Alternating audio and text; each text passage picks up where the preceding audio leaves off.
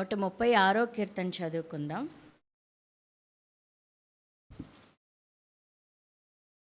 నూట 36 కీర్తన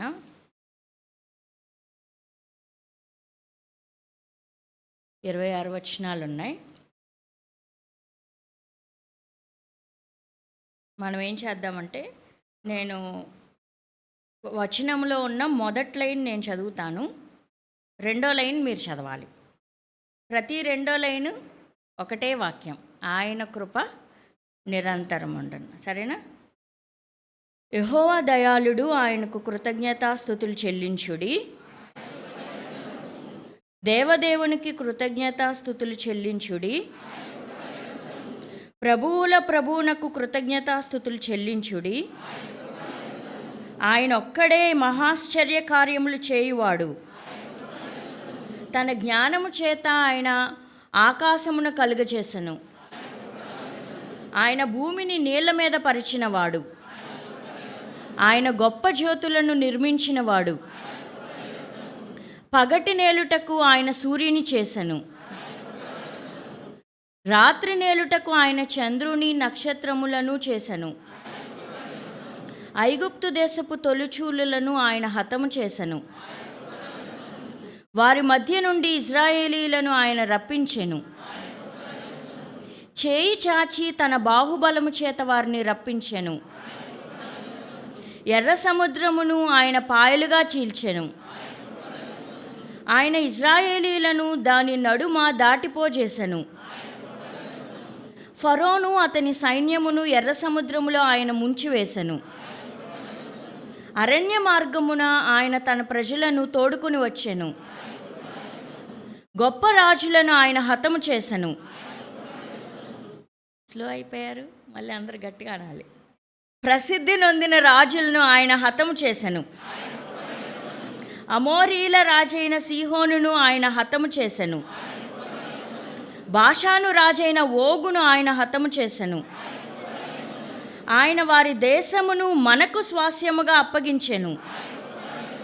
తన సేవకుడైన ఇజ్రాయేలునకు దాని స్వాస్యముగా అప్పగించెను. మనము దీనదశలో ఉన్నప్పుడు ఆయన మనలను జ్ఞాపకం చేసుకొనెను. మన శత్రువుల చేతిలో నుండి మనలను విడిపించెను. సమస్త జీవులకును ఆయన ఆహారం ఇచ్చుచున్నాడు. 26 వచనం అందరం కలిసి చదువుకుందాం. ఆకాశమందుండు దేవునికి కృతజ్ఞతాస్తుతులు చెల్లించుడి, ఆయన కృప నిరంతరం ఉండును. చదివిన మీ అందరికీ వందనాలండి. 136 కీర్తన దావీదు కీర్తన, దావీదు రాసిన యాత్రా కీర్తన అన్నమాట. ఈ మొదటి వచనం నుంచి మనం కొన్ని వచనాలు గమనించుకుంటే, ఆయన మన పట్ల చూపించిన కృపను కొనియాడే కీర్తన.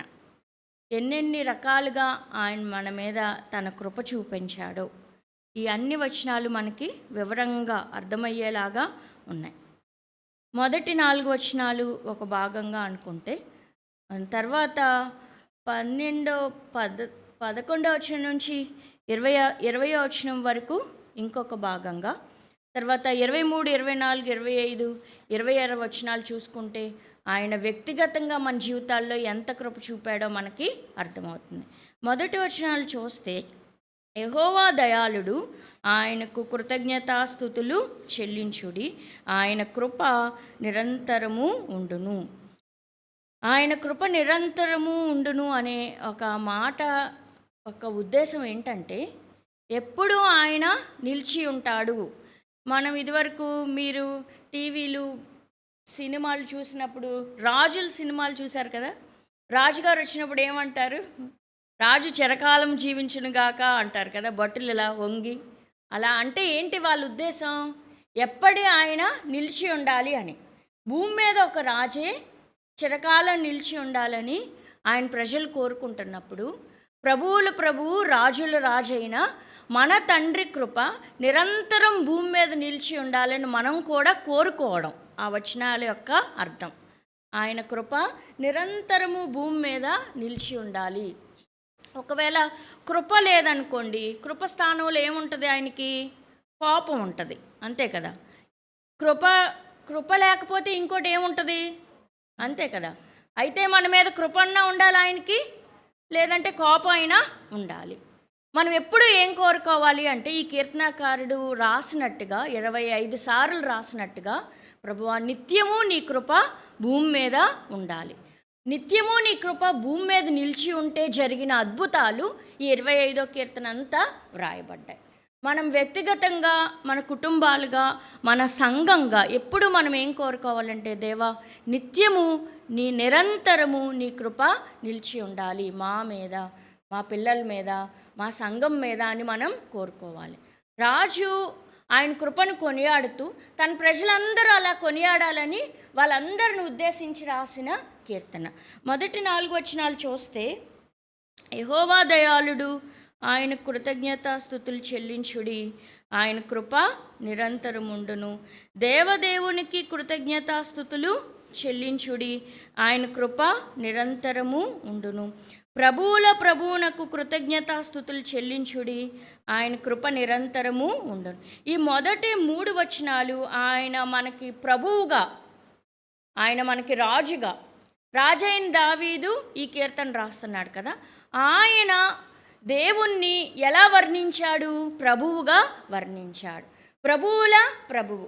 నేనేదో ఈ భూమి మీద ఒక ప్రాంతానికి రాజునయ్యా, నువ్వైతే ప్రభువులకు ప్రభువు, రాజ్యాలను, రాజులను, అధికారాలను నియమించే దేవుడువు. కాబట్టి నీ కృప ఎల్లప్పుడూ నిరంతరము నిలిచి ఉంటుంది. ఆయన ఒక్కడే మహాశ్చర్య కార్యములు చేయువాడు, ఆయన కృప నిరంతరము నిలిచి ఉంటుంది. నువ్వు ప్రభువులకు ప్రభువు మాత్రమే కాకుండా ఆశ్చర్య కార్యాలు చేసే ప్రభువు. నువ్వు ఎలాంటి ప్రభువు అంటే, నువ్వే పని చేసినా అది చాలా ఆశ్చర్యంగా ఉంటుంది. మన వ్యక్తిగత జీవితాల్లో చూసినా, మన కుటుంబాల పక్షంగా చూసినా, సంఘపక్షంగా చూసినా, ఆయన చేసిన పనులను మనం ఎలా కొనియాడతామంటే ఆశ్చర్యకరుడు. ఆయన గురించిన ప్రవచనం చెప్పబడింది కదా, ఎలా ప్రారంభమైంది అది? ఆశ్చర్యకరుడు, ఆలోచనకర్త అనే వచనంతో, అనే పదంతో ప్రారంభమైంది కదా. ఆయన భూమి మీదకి రావటానికి ఇవ్వబడిన ఆ ప్రవచనంలో ఆయనకి పెట్టబడిన పేరేంటంటే ఆశ్చర్యకరుడు. అంటే అద్భుతాలు చేసే దేవుడు, వండర్స్ చేసే దేవుడు. మామూలుగా జరిగే పనులు, రోజు మనం అద్భుతాలు చేస్తామా చెప్పండి? గిన్నెలు కడుక్కోవడం, బట్టలు దుక్కోవడం, వంటలు చేసుకోవడం, రోజువారి పనులకి వెళ్తే ఏమైనా అద్భుతాలా? పనులు, రోజువారి పనులు కదండి. రోజు అద్భుతాలు చూస్తున్నామా? అప్పుడప్పుడు జరిగేవి అద్భుతాలు మన కళ్ళకి ఎలా అనిపిస్తాయి? ఆశ్చర్యంగా అనిపిస్తూ ఉంటాయి. ప్రపంచంలో కొన్ని అద్భుతాలు ఉన్నాయి కదా, మన వాటిని గిన్నీస్ బుక్ రికార్డులో ఎక్కిస్తూ ఉంటారు. ప్రపంచంలో 7 వింతలు ఉన్నాయని చెప్తారు కదా. అంటే మనుషుల జ్ఞానానికి మించింది, ఊహలకు అందంది అని దాని అర్థం. అది ఎవరు చేయలేంది అని అర్థం అన్నమాట. ఇలాంటి ఆశ్చర్య కార్యాలు మన ప్రభువుల ప్రభువే చేస్తాడు. చూడండి, ప్రభువుల ప్రభువునకు కృతజ్ఞతాస్తుతులు చెల్లించుడి. మన ప్రభువు ఎవరై ఉండాలంటే మన దేవుడై ఉండాలి. దేవుణ్ణే మనం ప్రభువుగా చేసుకుంటే నిరంతరం ఆయన కృపను మనం కొనియాడే వారంగా ఉంటాము. ప్రభుత్వాలు మారిపోతూ ఉంటాయి కదండి. ప్రభుత్వాలు ఎప్పుడు మారిపోతుంటాయి? 5 ఏళ్ళకి ఒకసారి ప్రభుత్వాలు మారిపోతూ ఉంటాయి. ఆ ప్రభుత్వాల తాలూకు ప్రభువులు కూడా మారిపోతుంటారా లేదా? మారిపోతుంటారు. మన ఎవరి ప్రభుత్వం వచ్చినా, ఎలాంటి ప్రభుత్వం వచ్చినా మన ప్రభువు ఎవరై ఉండాలి? ప్రభువై ఉండాలి. దేవుడే మన ప్రభువై ఉండాలి. మన జీవితాల్లో ఏ ప్రభుత్వము ఆశ్చర్య కార్యాలు చేయలేదు. ఎవరు చేయగలరు?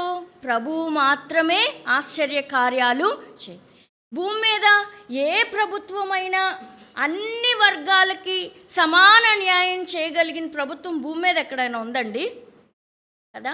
ఏ ప్రభుత్వం వచ్చినా ఏదో ఒక వర్గానికి మేలు జరుగుద్ది, ఇంకొక వర్గానికి కొంచెం ఇబ్బంది కలగచ్చు.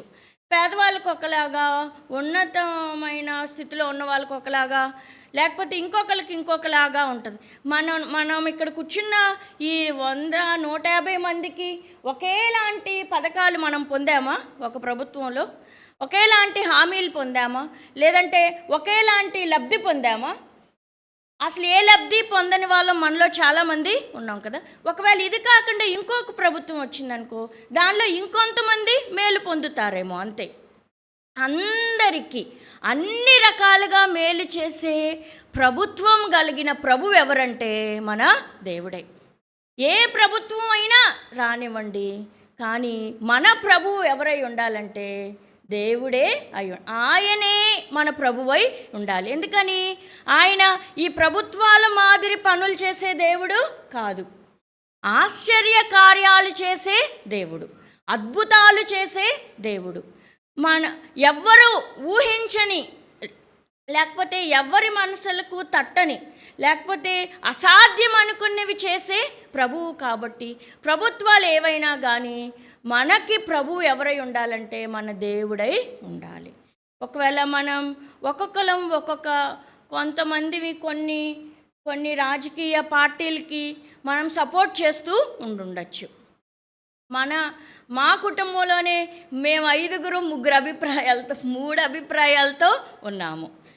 ఒకవేళ రాజకీయాలకు సంబంధించి ఏదైనా సంభాషణలు మాలో వచ్చినాయి అనుకోండి, మాకెవ్వరికి ఒక పొంతన అసలు కుదరదు. మా పిల్లలు ఉన్నారు 6, వాళ్ళకి ఒక గ్రూప్ ఉంది, వాళ్ళు కూడా 6 అభిప్రాయాలతో ఉన్నారు. అయితే మన అభిప్రాయాలు, మన మధ్య భేదాభిప్రాయాలు రాకుండా చూసుకోవాలి. ఈ ప్రభుత్వాల గురించిన అభిప్రాయాలు మనకి ఎలాంటి భేదాలు తీసుకురాకూడదు. మేము 5 అభిప్రాయాలతో ఉన్నప్పటికీ మా మధ్యలో ప్రేమ మమ్మల్ని బంధించి ఒక చోట సంతోషంగా ఉంచగలుగుతుంది. అలాగే సంఘంగా, కుటుంబాలుగా, వ్యక్తిగతంగా మన అభిప్రాయాలు వేరే ఉండొచ్చు, కానీ మనం ఒకరి అభిప్రాయాలు ఇంకొకరి మీద రుద్దే ప్రయత్నాలు చేయకూడదు. ఎందుకని? అసలు మన ప్రభువు ఎవరు?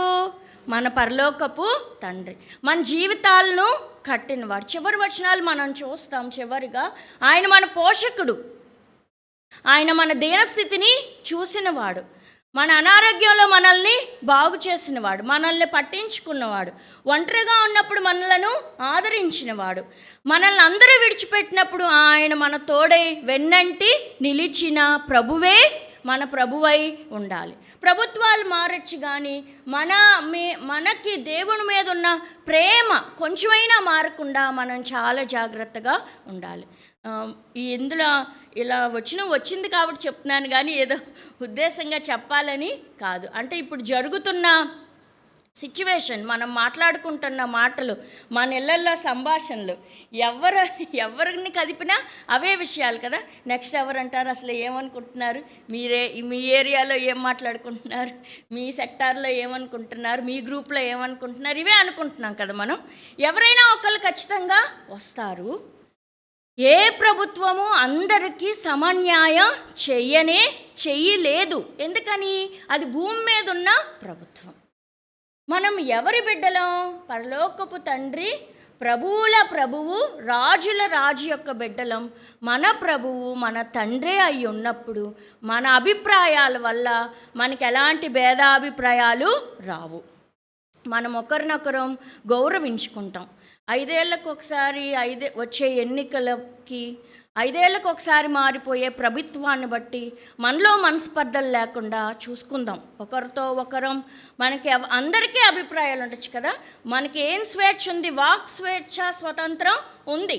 కానీ మన అభిప్రాయాలు ఇందాక అనుకున్నట్లుగా మనలో ఎవరికి భేదాభిప్రాయాలు రాకుండా చూసుకోవాలి. కారణం ఏంటంటే, క్రైస్తవులమైన మనము, దేవుణ్ణి ఆరాధించే మనము, మన ప్రభువు, మన రాజు, మన దేవుడై ఉండాలని గుర్తుపెట్టు. ఎందుకని అలా అయి ఉండాలి? 4వ వచనం ప్రకారం ఆయన ఒక్కడే అనే మాట ఎంత క్లియర్గా నొక్కి వక్కానిస్తూ కీర్తనాకారుడు చెప్తున్నాడండి. ఆయన ఒక్కడే, ఆయన్ని రీప్లేస్ చేస్తూ ఇంకెవరూ లేరు, ఆయనలాగా ఇంకెవరూ లేరు, ఆయనలాగా న్యాయం చేసేవాళ్ళు లేరు.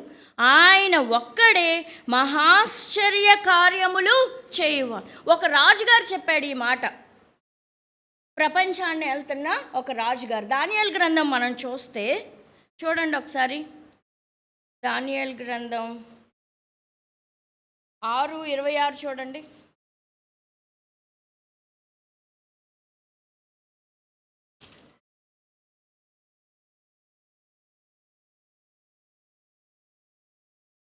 నా సముఖమును నియమించినదేమనగా, నా రాజ్యములోని సకల ప్రభుత్వముల యందుండు నివాసులు దానియేలు యొక్క దేవునికి భయపడుచు ఆయన సముఖమున వణుకుచుండవలెను. ఈ మాట ఎవరు చెప్తున్నారు? 25 మొదటి లైన్ చూడండి. రాజగు దర్యావేష్ ఎవరికి చెప్తున్నాడు? లోకమంతటా నివసించు సకల జనులకు. అంటే ఆ రోజుల్లో నెబుకద్నెజరు ఆ దర్యావేషుకి లోకమంతా పరిపాలించే అధికారం ఉంది. ఆయన ఏం చెప్తున్నాడంటే, సకల ప్రభుత్వముల యందుండు నివాసులు దానియేలు యొక్క దేవునికి భయపడుచు ఆయన సముఖమున వణుకుచుండవలెను. ఆయనే జీవము గల దేవుడు, ఆయనే యుగయుగములుండువాడు. ఆయన రాజ్యము నాశనము కానేరదు, ఆయన ఆధిపత్యము తుదమొట్టకు ఉండును. ఆయన విడిపించువాడును, మీరందరికీ చూస్తున్నారా, విడిపించువాడును రక్షించువాడునై ఉండి పరమందును భూమి మీదను సూచక క్రియలను ఆశ్చర్య కార్యములను చేయువాడు. ఆయనే దానియేలును సింహపు నోటి నుంచి రక్షించాడు. దానియేలుకున్న చెర సింహం అప్పుడు. ఇవాళ మనందరం ఒక్కొక్కలం ఒక్కొక్క చెరలో ఉండుండొచ్చు, ఒక్కొక్కలం ఒక్కొక్క బాధలో ఉండుండొచ్చు, ఒక్కొక్కలం ఒక్కొక్క లోటులో ఉండుండొచ్చు, ఒక్కో వేదనలో ఉండుండొచ్చు, ఒక్కొక్క దుఃఖంతో ఇక్కడ కూర్చుని ఉండుండొచ్చు. ఆయనే మనలను వాటన్నిటి నుంచి విడిపించువాడు. ఆయన ఒక్కడే. ఎంత బాగుందండి ఆ మాట. మనకి ఎంత ధైర్యం రావాలి. ఆయన ఒక్కడే. ఆయన దాటి ఎవ్వరు మనకి ఏది చేసినా అది 5 సంవత్సరాలే. ఏది శాశ్వతమైన పరిష్కారాన్ని చూపగలిగిన ప్రభుత్వం మనకి ఉండదు, రాబోదు. ప్రభు ఒక్కడే, ప్రభువుల ప్రభువు. ఆయన ఒక్కడే మన పక్షంగా నిలబడే దేవుడు. ఆయన ఒక్కడే మనకు ఆశ్చర్య కార్యాలు చేసే దేవుడు. మన జీవితాల్లో ఆయన ఎన్నెన్ని ఆశ్చర్య కార్యాలు చేశాడో తలపోస్తూ ఒకరోజు మీరు ఒక చోట కూర్చుని రాయండి, ఎన్ని విషయాలు మీ జ్ఞాపకంలోకి వస్తాయో. ఆరాధించండి అంటే మనం ఎందుకు మన నోరు తెరవము అంటే, ఆయన మనల్ని జ్ఞాపకం చేసుకుంటున్నాడు, కానీ ఆయనని జ్ఞాపకం చేసుకుంటూ మనం ఆయన స్తుతించలేకపోతున్నాం. ఆయన ఆశ్చర్య కార్యాలు మనకు గుర్తుకు రావట్లేదు. ఎంత రోజు రోడ్డు దాటేసి వచ్చేస్తున్నాం కదండి మనం. ఒక్కరోజు ఏదన్నా గొద్దపోయి తప్పుకున్నాం అనుకోండి, అప్పుడు తెలిసి వచ్చింది మనకి, అమ్మో ఎంత ఆశ్చర్యం తెలుసా, అసలు రెప్పపాట్లో చచ్చిపోయేదాన్ని అంటాం కదా. రోజు అలా తప్పిస్తున్నాడు దేవుడు మనల్ని, రోజు కాపాడుతున్నాడు, రోజు ఆ ప్రమాదాల బారి నుంచి మనలను విడిపిస్తున్నాడు. ప్రతిరోజు మన పురుషులు క్షేమంగా ఇంటికి వస్తున్నారు. ఆశ్చర్య కార్యాలు, ఇది ఏ నరుడు చేయలేని కార్యాలు. మన కుటుంబాల్లో ఖాళీలు భర్తీ చేసే దేవుడు, అద్భుతాలు చేసే దేవుడు. నా పక్షంగా దేవుడు అద్భుత కార్యాలు చేశాడు. 2022లో జనవరి నెలలో నాకు సర్జరీ అయిపోయిన తర్వాత మళ్ళీ నాకు ఇంకొక సిస్ట్ ఉందని, అది మళ్ళీ సర్జరీకి వెళ్ళాలని చెప్పారు. అప్పటికి అసలు నాకు ఒంట్లో ఏమీ అంటే శక్తిహీనరాలుగా అయిపోయాను, బలం లేని దానిగా అయిపోయాను. ఇంకో సర్జరీకి వెళ్ళే స్టామినా నా శరీరంలో లేదు. శాంతి అక్క, సంఘం అంతా వీళ్ళందరూ నన్ను బలపరిచి, ఏం పర్లేదు ఇంకో ఒపీనియన్ తీసుకుందాం, ఫస్ట్ నువ్వు ఒక 4 రోజులు కామ్గా ఉండు, మనందరం ప్రార్థన చేద్దాం అన్నారు. సంఘం అంతా ప్రార్థన చేశారు. ఖచ్చితంగా డాక్టర్ నాకు ఆపరేషన్ అన్నారు. ఒక్క 4 రోజులకే దాని తాలూకు ఛాయ కూడా ఇంకో రిపోర్ట్లో నా బాడీలో లేదు. ఇదేం కార్యం అంటారు? ఆశ్చర్యకార్యం. నేను ఒక సిస్ట్ ఉన్న రిపోర్టుతో ఒక రేడియాలజిస్ట్ దగ్గరకు వెళ్ళాను, స్కాన్ తీసే డాక్టర్ దగ్గరికి. ఆయన ఆ రిపోర్ట్ చూస్తూ ప్రోబ్ పెట్టి నన్ను స్కాన్ చేస్తున్నాడు. అమ్మా ఇది మీరేనా? ఈ రిపోర్ట్ దీని ప్రకారం చూస్తే అసలు మీకు ఇలాంటి సిస్టమ్ ఉన్నట్టు ఏరియాలు ఎక్కడా కనపట్లేదమ్మా, అసలు దాని తాలూకు ఏమి లేదు, మీరు చాలా కామ్గా ఫ్రీగా ఉండిపోండి, హ్యాపీగా ఉండండి, 2 ఏళ్ళు మీరు అసలు హాస్పిటల్కి రాకండి అన్నాడు ఆయన. ఈ ఆశ్చర్య కార్యాలు ప్రభువు మాత్రమే, ఆయన ఒక్కడే అన్న దగ్గర నేను రాసుకున్నాను. మీరు కూర్చుని ధ్యానించండి. ఆయన ఒక్కడే ఆశ్చర్య కార్యాలు చేస్తాడు, అద్భుతాలు చేస్తాడు. మనకి ఇబ్బంది కలిగించిన విషయాలైనా తారుమారు చేసే దేవుడు ఆయన ఒక్కడే. ఆయన ఒక్కడే కొన్ని మాటల ద్వారా మనల్ని ఆదరిస్తాడు. ఇదే బైబిల్ గ్రంథంలో కొన్ని వచనాలు కొన్ని సందర్భాలకే మనకు ఆయన గుర్తు చేస్తాడు. పూర్ణ గారు వచ్చారు కదా 15 రోజుల క్రితం, ఇక్కడ వాక్యం చెప్పారు కదా సౌత్ ఆఫ్రికా నుంచి. పూర్ణ గారు వచ్చిన రోజు నేను చాలా దుఃఖంతో వెనకాల కూర్చున్నా. నేను మందిరంలోనికి రావడమే నా కళ్ళవని నీళ్ళు కారిపోతూ ఉన్నాయన్నమాట. ఎంత వేదనతో నేను ఇక్కడ కూర్చున్నానంటే అంత దుఃఖంతో నేను కూర్చున్నాను. ఆయన ఒక్కొక్క మాట చెప్తూ ఉన్నాడు. ఎన్నోసార్లు నేను లూకా సువార్త, మార్తా మరియ లాజర్ యొక్క కథను చాలాసార్లు నేను చదువుకున్నాను, ఎంతోమంది ప్రసంగం చేస్తే నేను విన్నాను. కానీ ఆ రోజు దేవుడు ఆయన మాటల ద్వారా నన్ను ఆదరించాడు. ఎంతమంది ఎన్ని మాటలు చెప్పినా మనకు కొన్నిసార్లు ఆదరణే దొరకదు, కానీ ఆయన ఒక్కడే తన వాక్కునిచ్చి మనలను ఆదరించగలిగిన వాడు.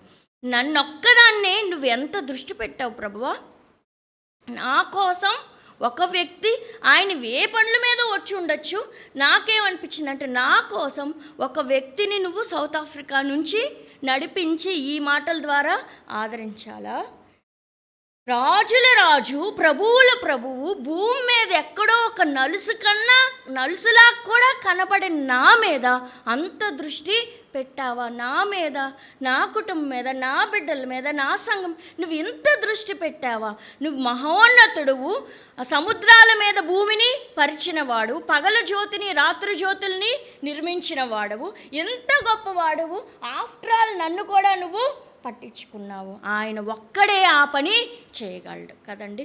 ఏదన్నా మనకు కొంచెం తెలిసిందనుకోండి, మనలో ఎవరివన్నా సైంటిస్టులు ఉన్నాం అనుకోండి, అసలు కింద మీద ఏం చూడం మనం. ఖగోళ శాస్త్రం, భూగోళ శాస్త్రం, సైన్స్, ఫిజిక్స్, కెమిస్ట్రీ, ఆయనకి తెలియందేంటి, ఆయన చెయ్యిందేంటి భూమి మీద? అయినా సరే నన్ను ఆయన పట్టించుకున్నా. ఆయన ఒక్కడే ఆ పని చేయగలడు అనే మాట దగ్గర మనం చాలా విషయాలు రాసుకోవచ్చండి. ప్రతిసారి దేవా నీ కృప నిరంతరము నిల్చును అని మన గుండెల్లోంచి మనం దేవునికి చెప్పాలి. ఇంకేమనాలంటే, ప్రభువా నా ప్రభువులకు ప్రభువు, రాజులకు రాజు, నీ కృప నిరంతరం భూమి మీద ఉంటుంది, నువ్వు ఒక్కడవే ఆశ్చర్య కార్యాలు చేసే దేవుడు, నీ కృప నిరంతరము నిలిచి ఉంటుంది. చూడండి, మనం ముందుకెళ్ళిపోదాం. 13వ వచనం నుంచి 20వ వచనం వరకు మనం చూస్తే, ఇజ్రాయేల్ ప్రజలను బలపరచడానికి, వాళ్ళని రక్షించడానికి దేవుడు అక్కడ కొంతమంది రాజులను చంపేశాడు, కొన్ని రాజ్యాలను కూల్చేశాడు. ఆ వచనాలన్నీ మీరు 1 by 1 చదువుకుంటే, కొంతమంది రాజుల్ని చంపేశాడు. ఒక రకంగా చెప్పాలంటే ఆయన ప్రజలకు అడ్డం వచ్చిన వాళ్ళందరినీ నరికేశాడు. అదే జరిగింది. హతము చేసను అనే మాట, నరికేశాడు అంతే. ఆయన ప్రజలకు వాళ్ళ అడ్డం, ఆ ప్రభుత్వాలను ఆయన కూల్చేశాడు. చూడండి, అందరినీ కూల్చేశాడు. రాజులను ఆయన హతం చేశాడు. 17వ వచనంలో గొప్ప రాజులను ఆయన హతం చేశాడు. ఫరోని అతని సైన్యాన్ని అయితే ఏకంగా సముద్రంలో ముంచేశాడు, పైకి తేలకుండా. వాళ్ళు ఎలా మునిగిపోయారంటే అడ్రస్ లేకుండా అయిపోయారు. ఇదంతా ఎవరి కోసం ఆయన చేశాడంటే, ఆయన ప్రజల కోసం. ఆయన ప్రజలు ఆక్యుపై చేసుకోవాలనుకున్న ప్లేస్లో ఇంకొకళ్ళు ఉంటే ఆయన చూడలేకపోయాడు. ఆయన ప్రజలకు అడ్డమైన దేన్నైనా ఆయన తొలగించగలడు. ఆయన ఏదైనా చేయగలడు. ఆయన ఎవరినైనా నియమించగలడు, ఎవరినైనా తీసేయగలడు, ఎవరినైనా కూర్చోబెట్టగలడు, ఎవరినైనా తోసేయగలడు. సమస్తం ఆయన చేతిలో ఉండగా మనం ఇంకా దేనికి భయపడాల్సిన అవసరం లేదు. తన ప్రజల కోసం రాజుల్ని చంపేశాడు, రాజ్యాలని కూల్చేశాడు, సముద్రంలో నట్టేట వాళ్ళని ముంచేశాడు. ఆ ప్రజలకే వాళ్ళ స్వాస్థ్యాన్ని మనకు కూడా పంచి ఇచ్చిన దేవుడు మన విషయంలో కూడా ఆయన తప్పకుండా కలుగ చేసుకుంటాడు. మనం ఇంత తర్జన పడుతూ, ఇంత వేదన పడుతూ, ఇంత ఆందోళన పడిపోతూ ఏమొచ్చిద్దో నెక్స్ట్ ఎవరో కంగారు పడిపోతున్నాం. కానీ ఆయన ఆల్రెడీ అక్కడ డిక్లేర్ చేసేసాడు, ఆయన రాసేశాడు. కాబట్టి మనల్ని మనం ప్రభువులకు రాజులకు రాజుకు అప్పగించుకుంటే సరిపోతుంది. మనం ఏ ప్రభుత్వాల గురించిన భయం పడవసరం లేదు. మనం ప్రభు కృపను కొనియాడలేదనుకోండి, అదే ప్రభువు ఇదే ప్రజలను బానిసలుగా కూడా అప్పగించేశాడు. తర్వాత 137వ కీర్తన అంతా మనం అదే చదువుకుంటాం. చాలాసార్లు పాస్టర్ గారు అందులో నుంచి ఆరాధన వర్తమానం చెప్పారు. ఇంతగా ప్రభువు వాళ్ళ పక్షంగా నిలబడి రాజులను హతం చేసి రాజ్యాలను కూల్చేస్తే వాళ్ళు ప్రభు కృపను కొనియాడలేకపోయారు. తర్వాత అధ్యాయంలో వాళ్ళు ఎక్కడ అప్పగించబడ్డారు? బానిసలుగా అప్పగించబడ్డారు. మనం ఆ పరిస్థితిలోనికి మనలో ఎవ్వరము వెళ్ళిపోకుండా చాలా జాగ్రత్త పడదాం. ఏ ప్రభుత్వం వచ్చినా మనల్ని పరిపాలించేవాడు ప్రభువే అయి ఉండాలి. ఆయనే ఆశ్చర్య కార్యాలు, అద్భుత కార్యాలు చేస్తాడు. మన దృష్టి ప్రభువు వైపే ఉంచుదాం, కానీ ప్రభుత్వాల వైపు అస్సలు ఉంచద్దు. తన ప్రజల కోసం ప్రభుత్వాలని కూల్చేశాడు ఆయన. కృపను కొనియాడని ప్రజలను బానిసలుగా కూడా అప్పగించాడు. ఆయన ఏవైనా చేయగలడంటానికి ఈ కీర్తన ఎంత ఉదాహరణగానో మనం తీసుకోవచ్చు. ఆయన ఏదైనా చేయగలడు. కాబట్టి అన్నిసార్లు, ఇంచుమించుగా 25 సార్లు ఆయన కృప నిరంతరం ఉండును. ఆయన కృపను కొనియాడుతూ ఉండగా మనం ఏదైనా ఆయనకు ఏదో ఒక మూల కోపం ఉందనుకోండి, దాన్ని మనం ఏం చేసిన వాళ్ళం అవుతాం? చల్లార్చిన వాళ్ళము. ఒకవేళ ఆయనకి మనలో ఏదైనా నచ్చంది ఉన్నప్పుడు మనం ఆయన కృపను కొనియాడుతూ ఉండగా, ప్రభువా ఏదో నేను అలా పొరపాటు చేశాను, ఇలా ఎదురు స్వభావంతో ఉన్నాను, ఇలా ఎదురు తిరిగానయ్యా, అవిధేయురాలనైపోయి నీ కృప వల్లే నేను ఇలా ఉన్నానని ఆయన కృపను కొనియాడటానికి మనం అలవాటు పడదాం. మనుషులు ఎవరిని మనం కొనియాడాల్సిన అవసరం లేదు. ఏ మనిషి వెనకాల మనం తిరగాల్సిన అవసరం లేనే లేదు. అలాంటి వాళ్ళందరినీ తారుమారు చేసే ప్రభువు వైపు మనం తిరుగుదాం. ఆయన కృప నిత్యము మనం కొనియాడదాం. ఇంకా ఆయన చూస్తే చివరి వచనాలు మనం గమనించుకుని ముగించుకుందాం.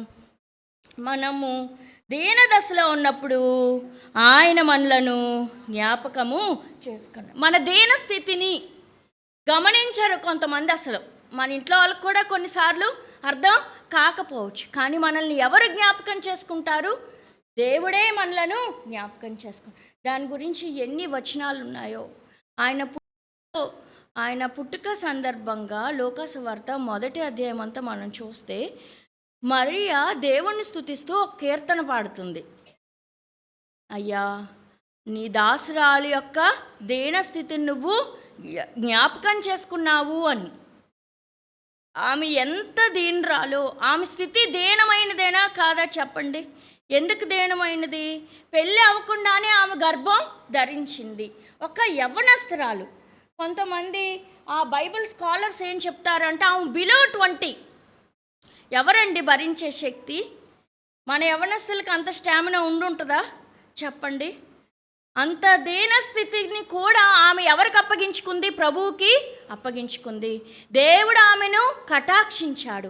అదే లూకాసు వార్తలో 1వ అధ్యాయంలో బాగా ఏమంటారు, కురువృద్ధులైపోయారు ఎలిజబెత్, జకర్యా. వాళ్ళ దీనస్థితిని కూడా దేవుడు కటాక్షించి వాళ్ళకి ఏం చేశాడు? ఒక బిడ్డను ఇచ్చాడు, బాప్తిస్మమిచ్చు యోహాను. మంచి యవనస్తురాలు, బహుకాలము గడిచిన వృద్ధులు, ఇద్దరు జీవితాల్లోనూ దేవుడు ఏం చేశాడు? అద్భుతాలు చేశాడు.